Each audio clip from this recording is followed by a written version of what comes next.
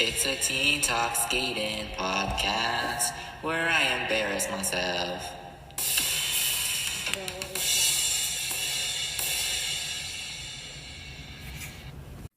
Hello, and welcome to episode 33 of your very favorite podcast, in which, that one guy sings and he rants for 50 minutes.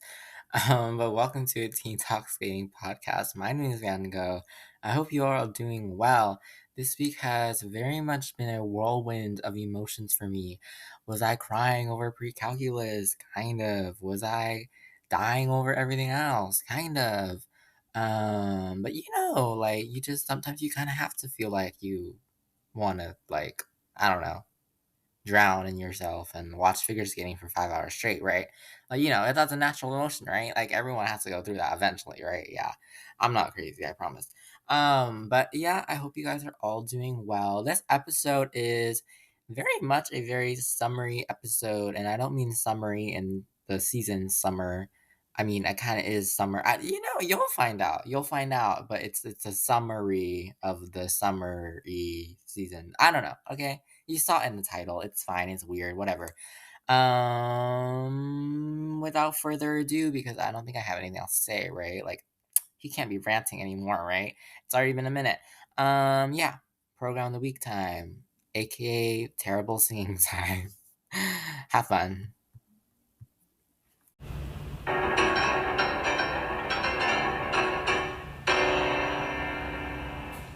Program of the week. Okay, it is time for your program of the week. Now, this program, I know it's a big surprise. It is a, guess what, guys? Guess what? It's a pairs program. What? Van Gogh picked a pairs program? This can't be happening. Yes, guys, I decided to not be scared and pick a pairs program this time. This one does not make me scared because it happens to be the soundtrack of East of Eden, which is definitely one of my favorite war horses ever. Anyone who skates to East of Eden, like, instantly has my heart just entwined in them, and I just like, oh my god, I love you. East of Eden is amazing. And this pairs program is by Ellie Cam and Danny O'Shea from the 2024 U.S. National Figure Skating Championships. So this program, to me, it is quite it is quite simple, in the best way possible, right? I say that like every episode. It's like beautiful in the best way possible, but no. This program is simple. And I think simple is so effective a lot of the time. I think a lot of skaters and pairs, I feel like pairs is a big thing of this. They go for very showy, very out there, bright programs. And those are great. Those can be great too, but it's good to have that simple program that is quite just two people moving on the ice. Um, there are a few specific moments I love in this program. Let me think. Let me think of that old noggin of mine. The beginning of the program with the nice like horns of East of Eden, it just looks, they just, I don't know, they're like strolling through a garden maybe, and there's butterflies in the air, and now they're just roaming around in the woods. They just don't look like they care about the world, you know? Um, what else? Their jumps, side by side jumps were very kind of solid in this. They hang on to those triple sals. And after the triple salad, they both do this very quick, like, spread eagle on the music moment. Ooh, I love that. I like things that are timed to music. Oh my gosh. And it's like with the chorus, kind of like the high part. I don't know. Okay, I'm sorry. Um, music. What? Anything else? Their side by side spins. I don't know what it was about it. Like, I wouldn't say they were like specifically like notable or anything, but they just look good. I think that's the outfits that makes the spins look good. And then they do have a few other moments that are not really elements, technical elements, but they are just quality to me. There's another part where the music hits that like upbeat high chorus again, and they do another spread eagle on the music. And then when they go into their lift, so usually in a pairs lift, the lifting partner will just like straight up like from the ground lift the other partner into the air. But in this, what Danny O'Shea does and Ellie Cam, She goes on to his like quads, right? Quadriceps. And then she's there for a bit, leaning back as he holds her, and that's a cool moment. And then he lifts her up into the air. So there is that like added difficulty of that transitional move. That's really cool. And then after their death spiral, he doesn't just let her like stand up on the ice. He like holds her by the hands and like swings her around for a bit, and it just looks like she's flying in the air. Um, it's almost kind of like they've taken Disney on Ice and put it a bit of that essence of magic into it in this program with the magic of East of Eden and the magic of their simple yet elegant moves. And I really do enjoy this Paris program. There is a mistake on the throw jump, but like who cares, you know? This one does not make me scared. This one makes me like, oh, this is a really cute program. And I think it is really like pleasant and smiley and helps me get out of my shell and I don't know. Why am I making noises now? Okay, can I not do that? Like, ugh, okay, anyway, brain fart aside that, time for the main episode. Bye bye. That was your program of the week.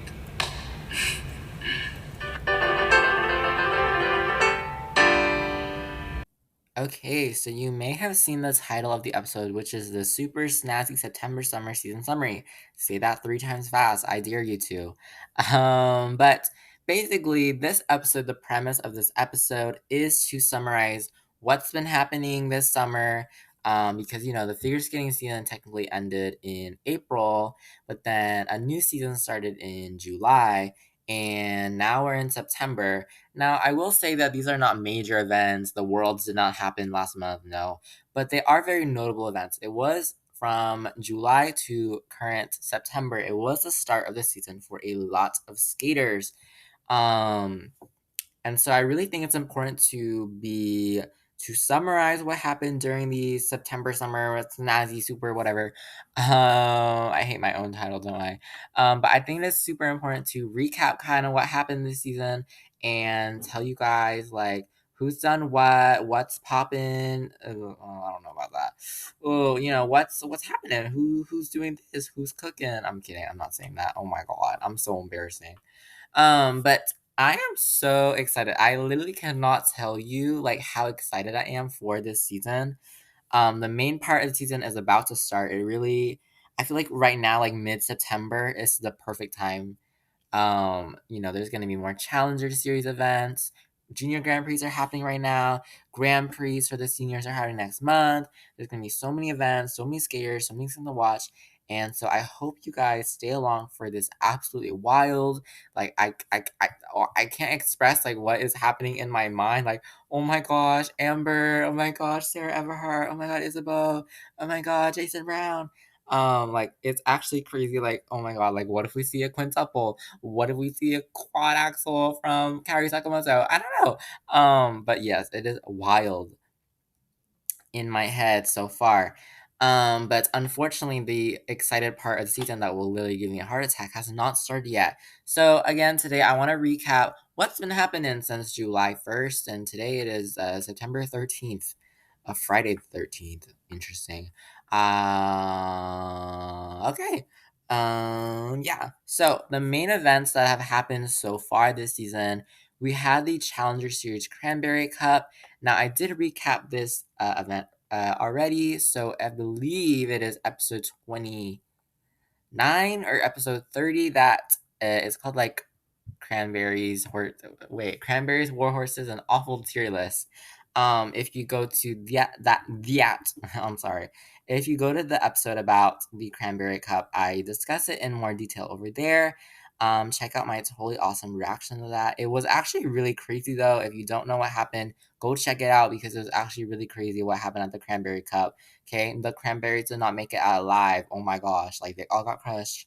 But other major events that I am going to be covering this episode are the Lake Placid Ice Dance International, the John Nix Pairs Challenger Series event, the Asian Open Trophy, and I will be also discussing the Skate St. Moritz, the domestic competition in the US, and some quick reviews of the Junior Grand Prix that have happened so far. What have I seen? what am I crazy about from the junior side, which I don't discuss a lot, but I will be discussing it here. So first up, we have the Lake Placid Ice Dance International. This is, as the name suggests, this is an ice dance only event. I feel like ice dance is such a not oversaturated. I don't want to say like people need to stop doing ice dance. It's amazing, but ice dance is such like a heavily like populated discipline right now. I would almost argue like it's, I don't know, maybe along with women's, it is like ice dance and women's are so heavily populated right now. It's like everyone is doing it. It's a hot new thing. It's the new TikTok trend. But yes, ice dance is hugely popular, and there were so many teams here. I won't get a chance to discuss each and every one of them. I didn't get to see a lot of videos either. But yes, the Lake Placid Ice Dance International. The main thing to take away from this event is that U.S. ice dance is being a mess. Um, and I always say like, oh, ice dances are usually like stable discipline. Like the people who win are usually the people who always win. Like stuff like that. It's usually consistent. But like this competition was like, no, it's not. What are you talking about, Van Gogh? No, no, no, no. Um, US Ice Dance is such a mess right now. Like, oh my god, who is who? Like, I cannot remember at this point. But we did have some notable entries from non-US teams such as the team of Chachenko and Kiliakov. They were second at Junior Worlds in 2024 this past season. It does seem like they have made the choice to transition from juniors to seniors, or maybe they're doing a half season. I'm not sure, but they placed eighth here. Now, I do want to talk about this, like what I do feel occurred, especially in ice dance, not so much in the other disciplines. I would say ice dance is a really big struggle for junior teams to transition to seniors, and we'll see this again with another team later. But because you were successful in the junior level doesn't always translate to the senior level, particularly in ice dance, because what sets a lot of the teams apart in terms of skill is those levels. I think it's a very leveled sport, right? We want to get level fours on everything we can, and a lot of junior teams either can't get that or they do get that, but they just don't get enough GOEs on that. Additionally, I do feel like junior teams, ice dance is such a refined sport and the components always are on point in ice dance. There has to be room for like less skilled people in components, especially. As teams get older, I have seen a lot of debate about this. As teams get older, they do tend to win more. They do tend to get more points, and everything, and but I do feel like in general, juniors have a struggle going to seniors in ice dance because there is a skill difference, there is a skill level difference, in both the technical side with the GOEs and the artistic side with the program components, if that makes sense. So that is why I think Chachenko and Kiliakov placed eighth here instead of maybe placing a bit higher than they would have liked. Everyone's favorite TikTok, Instagram Reel, YouTube Short, whatnot. Ice dance team from the US is Flores, Isabella Flores, and Ivan Desyatov. They are everywhere. I have to say this. They are absolutely everywhere. You would think like, oh, like the most popular figure skaters on Instagram are the ones who winning, like Harry Sakamoto and Ilya Malinin and things like that. But the really big skaters now on like social media side of the world, I really do think is Isabella Flores and Ivan Desyatov. They placed fifth here, which is a good result for them. Now, I don't remember a huge lot about the programs. I believe they did West Side Story last year. I have no idea if they're doing it this year. Again, they are part of that, middle pack of US ice dance teams, but they do have a huge social media following. So it is interesting how those two kind of interact. Maybe is social media followers going to help them score better? I have no idea. But it is interesting to see how Even though they're not the ones who like win all the time, they are very, very, very popular on social media, especially Instagram, because Isabel Flores has literally 381,000 followers and I have like two. But yes, their placing here is very good. I feel like it does set them up for momentum for the rest of the season. So yeah. Okay, now the other junior team that have has decided to transition over to the senior level is the American team of Leah Nesset and Artem Markelov. Um, Again, they placed fourth here, so they did do better than Chachenko and Kilyakov. Nesset and Markelov they placed fourth here. Again, they were first at Junior Worlds 2024 Junior World Champions. Does not always translate into the senior level. Um, but I do see, honestly, I do feel like US figure skating is having a lot of support behind them. And Iceland especially does feel a lot of, it is very politics, I would say. It is a very political discipline. So, maybe the support from US figure skating will really help them in the future. Peyton Bai, Ava Peyton, Logan Bai are in third place of this competition. And to me, they are a team that is gradually becoming more and more unique. I remember their Hunger Games program. I remember they did River Dance. I remember last year was Scheherazade, I believe, or Prince Igor, I believe, program. So they are becoming more. Oh, that was high pitch. They are becoming more unique to me in a field of US ice stands that can sometimes feel like, wait, didn't I just watch that? Like I just watched something just like that, like 2 minutes ago. Peyton Bai, they're becoming more unique to me, and I really like that. Again, they are part of that middle pack of US skaters or US ice dance teams, especially that have not had a huge amount of success emerging from the US or onto the international stage. But I do really like their skating, and I really hope they still stay in the sport because I do enjoy how they skate and everything. Then we have the brother and sister team of Una Brown and Gage Brown in second place. And this is a good example of what I was talking about earlier. So Una Brown and Gage Brown won Junior Worlds in 2022 and then transitioned to the senior level. They did have some struggling in there. It wasn't perfect all the time for them. We haven't seen them a lot since that win in 2022, I feel like, at the World Junior Championships. But at this competition, they got second place. So I think that does go to say that, like, the transition from junior to senior is not immediate, but is quite maybe a slow burn. It isn't immediate success because it's been 2 seasons since then.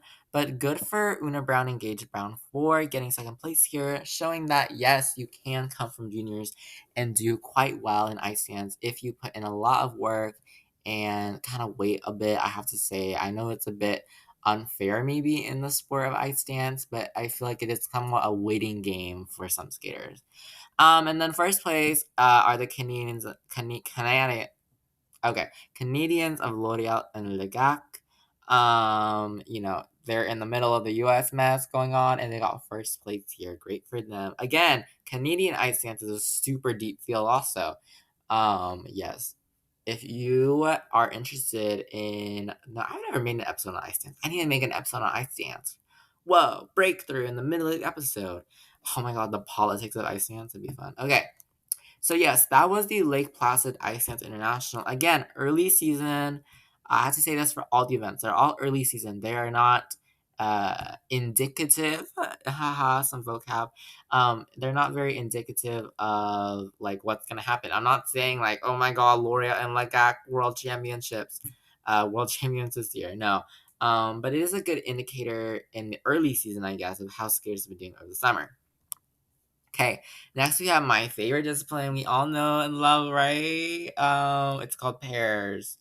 And we had the Challenger Series, the John Nix Pairs Challenge. This is the first time this has been a Challenger Series event. So yeah, and it's interesting because it is pairs only. It's an only pairs competition. I made that clear, haven't I? There's no men, no women's discipline, no ice dance. It's just pairs. I love pairs. Um, Wait, what? And this episode, what the heck? So these pairs, look, I'm not very active in the pair watching field, but I really did enjoy kind of seeing the results of this, honestly. So first up, we have to talk about one of my underrated. Please go vote for them on AGT. I don't know, pair teams, and that is the team from Finland, Vanainen and Clarici. I'm very sorry if I said those names wrong. They placed seventh here at the John Nix Pair Challenge. Maybe not the best result for them, but I just love their skating. I don't know what is about it. It was the outfits. They kept their Lana Del Rey Young and Beautiful program. Oh my gosh, it is so beautiful. And they've also, I don't know what it's about. I feel like there's like their pair spin is so good. I don't know what is about it, but they're so underrated. You should check them out because they're awesome. Then we had the team from Italy. This was a bit of a shocking result for me. I'm hoping it is early season jitters and, testing out our programs and, because occasionally, or I feel like most of the time, the early season is a bit of a struggle for skaters. They have maybe, taken a break during the summer and then they start training again, and now their first competition back is whatever competition they go to. And for Ghiardi and Brosini of Italy, I believe this was their first competition of the season. And, sometimes the first comp of the season can be really good for skaters, sometimes it can be bad. In this case, I feel like it was a bit bad for them. But they are a pair team with a lot of accolades. They have won medals at Europeans, which is obviously no joke at all. But it was a bit shocking to see them in sixth place here. But I really do hope they keep on continuing because they are one of Italy's very strong pairs teams, and pairs is a very Paris is scary, and Paris is scary. I have to say, wait, what was I saying? In Italy, in Italy, yes, in Italy. Okay. In third place, we had a team that I had no idea who they really were. From Uzbekistan, we have Ekaterina Gamish and Dmitry Chigorev. I'm very sorry if I said those names wrong. This is a team I literally have never heard of before. I don't believe they have not had a competitive experience like at all, as far as I can tell. According to skating scores at least, they just got sent here to the John X Pairs Challenge, and they did really, really good. Ekaterina Ganesh has competed for a couple other teams before, it seems like. So okay, yes, yes, okay. So they compete for Uzbekistan, but I believe they're both from Russia. Probably one of the teams that have transferred out because of the ban, which, is a whole situation that, yes, but they do seem to be getting competitive experience, and they placed third here, which is good. Second place is the team of Efimova and Mitrofanov. Um, Pairs in the US are beginning to be more competitive internally. There are so many pairs in the US that kind of have the same level of not experience but technical content. I would say a lot of teams are really having that same base level of technical skating that, it makes the US pairs not competitive internationally, like at Worlds or anything, but it does make it competitive internally. I know my cool vocabulary terms again. Internal competitiveness is when skaters within a country compete to become the top, right? And so I do think generally pairs in the US is becoming a hard discipline to compete in. Even as the number of pairs are going down, I feel like it is difficult to compete in. And so Efimova Mitrofanov here got second. And then in first place was our people from the program of the week, Ellie Cam and Danny O'Shea in first place. I really do like this team a lot. I don't know what it's about them. It's probably because they skated to East of Eden, and I'm like a East of Eden like fanatic. I'm like, oh my god, East of Eden, you skated East of Eden, I love you. Stop looking at me like that, Stitch. I'm kidding. But Yes, I like their simple style of skating. I like how they don't feel overly complicated. And technically, I know they aren't the best. I'm just hoping for a bit of consistency, and I am happy with that. U.S. pairs, as I said before, it is kind of in its rebuilding period, the reconstruction phase. Um, I feel like there once was an era of US pairs just like, whoa, like US pairs were the thing, but not anymore, I guess. But that's okay. Like it doesn't that's okay that I it's okay because it's in that rebuilding stage, and as skaters get used to each other, I'm sure US pairs will be more competitive yet again. Okay, so that was the John Nix Pairs Challenge. The competition I am most excited to talk about is the Asian Open Trophy, which I believe let me think. I believe the Asian Open Trophy was in Hong Kong this year. I believe it does change location every year to be somewhere. Yeah, it was in Hong Kong, but it's been in a couple different places. Last year was in Bangkok, the year before was in Jakarta. Yeah, so it's been in a couple different places, but this year it was in Hong Kong, and we had a very interesting competition here. It was something I didn't really expect here. We are oh my god, what am I talking about? There was only two disciplines here, men's and women's, but those are the ones I care about most anyway. Um, so we went to Hong Kong. I mean, I didn't go, but you guys forgot to invite me. For the men's competition. I can't talk today. What is wrong with me and my voice? Oh my god. For the pairs competition, what we had going on. Donovan Carrillo from Mexico made it over here to Hong Kong to skate to compete here. He is not, I would say, a early season skater. I do think this is a true concept in a lot of skating that some skaters are early season skaters, some skaters are later season skaters, some skaters are a mix, some skaters are just one or the other. Obviously, you want to be more of a mix so you can adapt to whatever part of the season.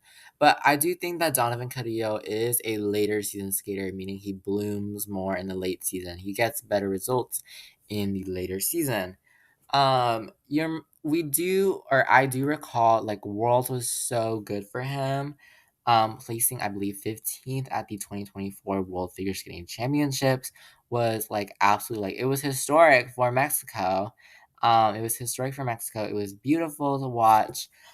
He placed with a better score then, but here he placed I didn't even put his like placement down. I believe he placed sixth. Yes, he placed sixth place here with a score of 204.42. So it is above in the 200s, just not as high as he maybe expected with issues on his quads and just a couple like under rotations and just a few more minor issues. Like in his free skate, he did not even pop a jump. I believe he didn't pop anything, so that was good.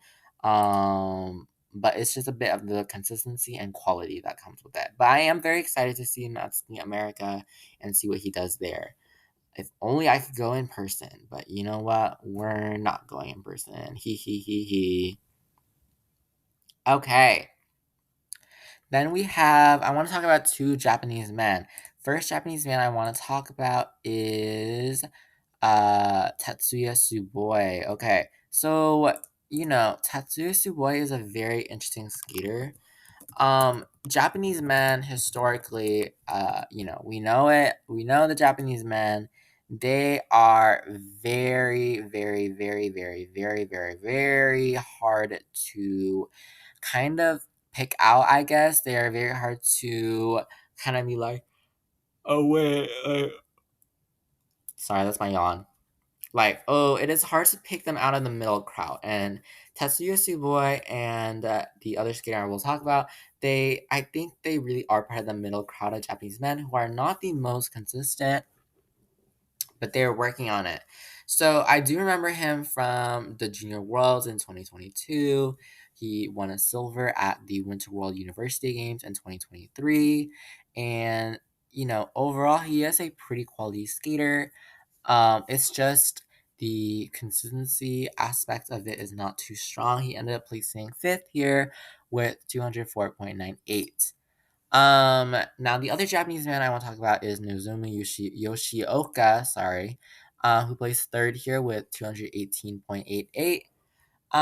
Again, another Japanese man who has had success on the uh junior level, but not so much so far on the senior level, but that's okay. Um, that is completely okay to have that happening, because again sometimes the transition for the juniors to seniors can be a little bit difficult, but hopefully these Japanese men will continue on like the next generation of Japanese men, as Shima Uno has unfortunately retired and everything. Okay, from China we had Dai Wei Zai, who has what am I saying? An interesting name from China, posting a very good 231.73. We did not see him a lot last year. I believe most of his events were in China last year, so domestic or just in China.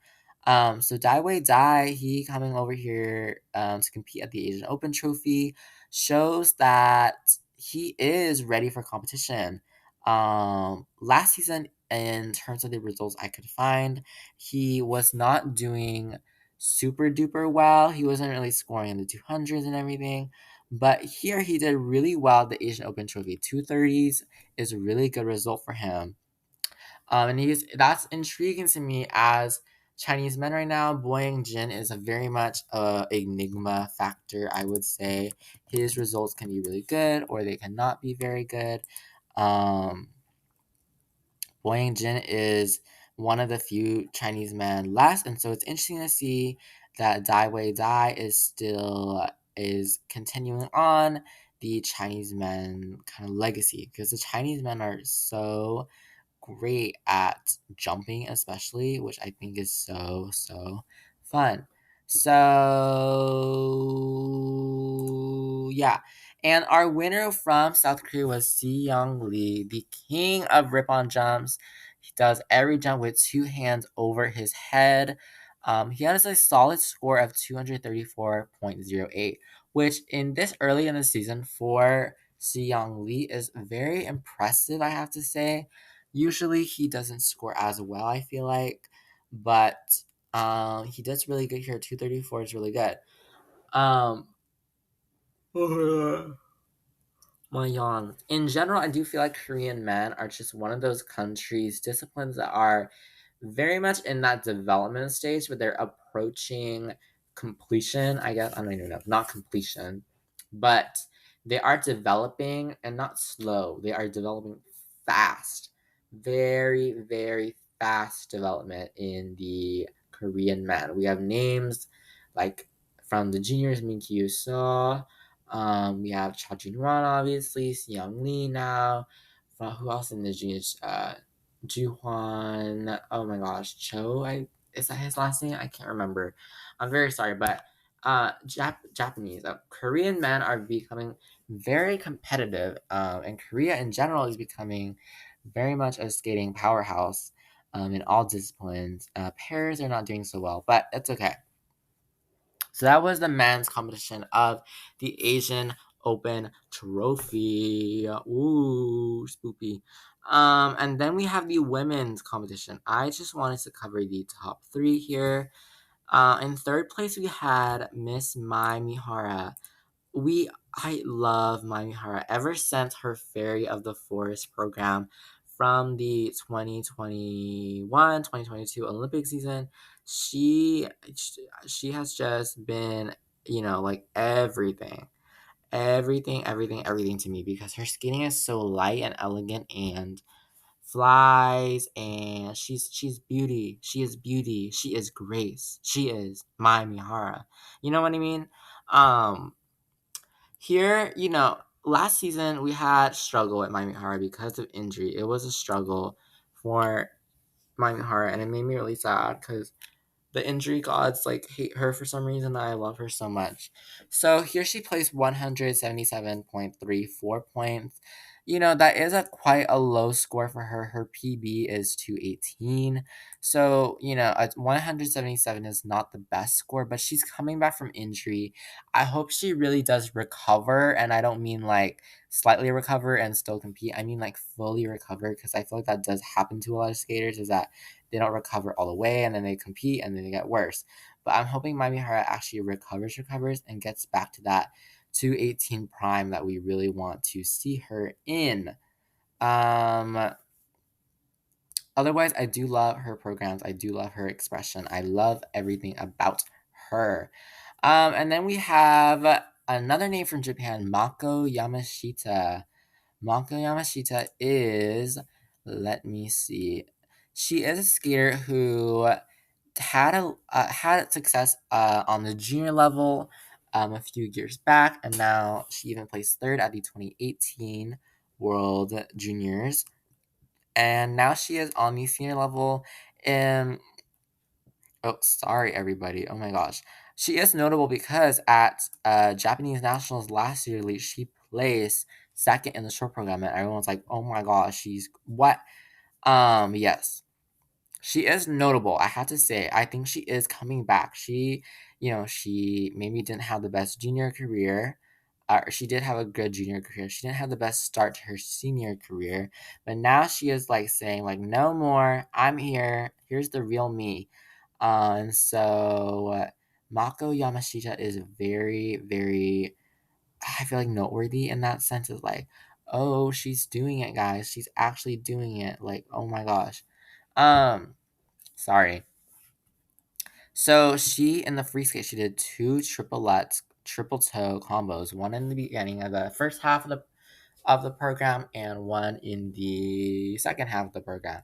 I don't see this strategy being used a lot. I remember Brady Snell had this strategy a lot, where she did two triplets and two triplets triple toe combinations in the free skate, which is difficult, right? If you think about it, hey, we're gonna do this really difficult triple triple in the beginning, and then halfway through the program, we got to do it again. But she kind of pulled it off here, Maka Yamashita. She did under rotate the second triple toe. That did happen. She did struggle a bit in the short, placing fifth there with a fall and an edge call. But this free skate was very much a comeback free skate for her. My nose, oh my gosh. Was a comeback free skate for her. I'm excited to see more of Mako Yamashita because of that comeback arc that she's on, I feel like. Okay, then we have this skater from China, Shang Yi An. Okay, um, I have no idea how to say this, but her programs, her jumping technique, it feels robotic in a very good way. I mean robotic almost in the sense that she is so refined in the way that she jumps. It looks like she's been doing it since, I don't know, like forever. And so the choreography worked really well here as well. It did not feel too much like she was like um purposefully like just wait, what? Purposefully like just like pausing and jumping. The jumps felt intertwined within the choreography quite well here, and I really do enjoy those types of programs where choreography and jumps kind of meet in the middle and they transition. Wow, her triple loop especially just gives me life. Um, Her free skate is set to Curse of the Golden Flower, I believe it's called, is a Chinese movie. It is not a I feel like it is not an easy soundtrack to skate to. It doesn't sound like it anyway. And to me, this program is not lackluster, and not too overly filled with transitions either. And I do remember seeing Shawnee on at the 2023 World Juniors, and she had that Theory of Everything program, and her style is very unique, I have to say. The choreography is unique to me because it does not feel adapted to the day modern day, I guess. It does almost feel like that it has an older quality to it, which is really nice to see, alongside those robotic, very well done and well good technique on the jumps. And so that really impresses me a lot. And I really want to see her career further develop. She's really young. Because last season I didn't feel like a full season for her. It was kind of like a half season for Shang Yi on. But now she is back and she's here to show that yes, I am here. Okay, then we had the Skate St. Moritz, which is a domestic competition just for the US. In fact, they had one senior event for one discipline, and that was the women's event, and they only had two skaters. So Mia Collin, okay, Mia Collin is very notable because she did a quad toe in the free skate of US Nationals. A lot of people see her as kind of almost the next big thing in US figure skating, kind of, due to her quads uh, in the free skate. She did win the short here with the clean skate with no quads because you can't do that. But she did withdraw before the free program. So it is always interesting to see Mia Collin because she's the only U.S. woman with a known quad that is, has been landed so far currently. But the one skater I do want to talk about is Alyssa Liu because this was, I believe, Alyssa Liu's first competition after coming back from that break.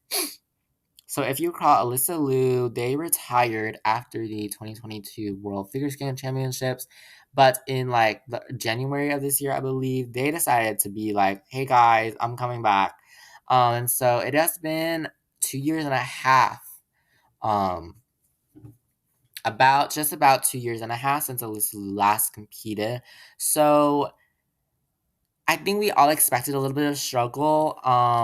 You know, it was a bit difficult, I guess, to kind of see the protocols and what happened.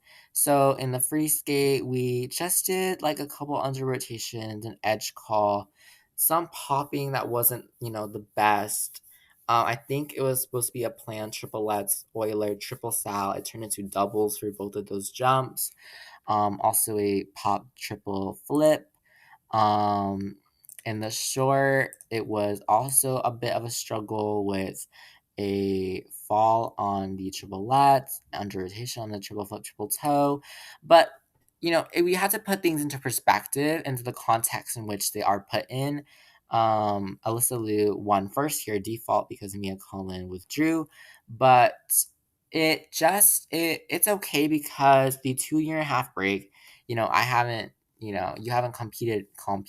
You haven't competed for 2.5 years. You're bound to have errors. You're bound to make mistakes. You're bound to, kind of not return your former self or former skater immediately. But this does show Alyssa Liu was serious about it. These were quite competitive. They would place them, well, pretty good at U.S. Nationals. And this is just the start of the season. Again, so much more time to build momentum. That's the main thing I think for Alyssa Liu is to build momentum for this season to be able to compete perhaps in Worlds and eventually the Olympics. Okay, so now we have the Junior Grand Prix. I don't watch juniors a lot. I just want to point out a few notable moments. At the Junior Grand Prix Riga Cup in Latvia, a German skater, Genrich Gartung, he did a random quad lutz in the free skate. I don't know where it came from, sir, but it came out of nowhere, and he did a random quad lutz. Like, first of all, what? Second of all, what? But yes, he did a quad lutz that had a GOE of 2.63, which is amazing. So interesting to see how he is just this random junior who's doing a quad lutz. Who are you? Who are you, sir? In the men's, Sena Takahashi of Japan won. Mao Shimano won in the women's. We know her really well for her attempts at triple axel and quad toe. Both had errors this time, but it's still early season. The Chinese pairs team of Zhang and Huang won in pairs. And in ice dance, we had the Italian team of Tali and La Fornara. Now, I do want to note that the third place team of this competition for ice dance was Daria Grimm and Mikhail Savitsky, who were recently the 2024 World Junior Figure Skating Championships bronze medalist. So, it is interesting here. I guess it was expected that they would win Grimm and Savitsky because they were third at Junior World, so they would maybe come in as a favorite here. But they placed third here, which is interesting. I'm not sure if it was the levels or anything. I just don't think that, it's a bit early to say what the issue is, I feel like. Okay, then we have the JGP Junior Grand Prix Czech Skate, which had Jason Brown commentating part of it for the men's event. In the men's event, Minkyu Saw placed first in the men's. Adam Hagara. Okay, Adam Hagara is a bit of a shock here. I feel like he did come in as the favorite to win from Slovakia. He had an amazing season last season, qualifying for the Junior Grand Prix final, qualifying for, going to the Youth Olympics and getting a silver, going to World Juniors and getting a silver, I believe, as well. So it was a bit of a shock here, placing Adam Hagara in third and not in first, I would say. But I hope it is, again, early season jitters. Then from the US, this random guy, oh my god, who are you? Is Patrick Blackwell. He placed second here. I have no idea how, but yeah. The women's event, the winner, Wada Kauruko, she really impressed me. Her short program to Celine Dion was, it was angel on ice, I have to say. It was angelic. It was beautiful. Her free skate with to Avatar was great as well. In the pairs, we had the Chinese team of Zhang and Feng. In ice dance, we had the French team of Fragi and Forno. And yes, that is all that has happened thus far. So, that was everything up to today, basically, is September 13, from July 1st to September 13. That was kind of like the biggest thing that kind of happened within figure skating competitions. Next week, we will be discussing the Lombardia Trophy Challenger Series. I'm doing a whole episode on that because it is an absolutely stacked event. I have to say, it is stacked with so many notable people. It's so crazy, and I'm sure it is going to be crazy, crazy, crazy. I'm literally melting from excitement about this because I don't know. I cannot wait for this season. I cannot wait. I will ignore all my homework to obsess over figure skating. Like, oh my gosh. Just whenever I want to talk about figure skating, I think like, oh my god, this season, I'm like scared, but only time will tell is what I'm trying to tell myself. Only time will tell what exactly will happen this season. Are you ready, people? I have no idea. I feel like I'm not ready. It feels like the beginning of the roller coaster. I'm like, oh my god, oh my god. Because I just think anything could happen. And yes, this is so exciting. So I don't know. This season is going to be the season to end all seasons, is what I'm gonna say. But thank you so much for watching this episode of the Teen Talks Gaming Podcast. My name is Ango. I hope you follow along for next week, which is going to be really the beginning of the season, and how I will be analyzing that and everything. Thank you so much for watching this episode. Thank you so much for watching this episode. Had to mess up the end, didn't I? But bye bye.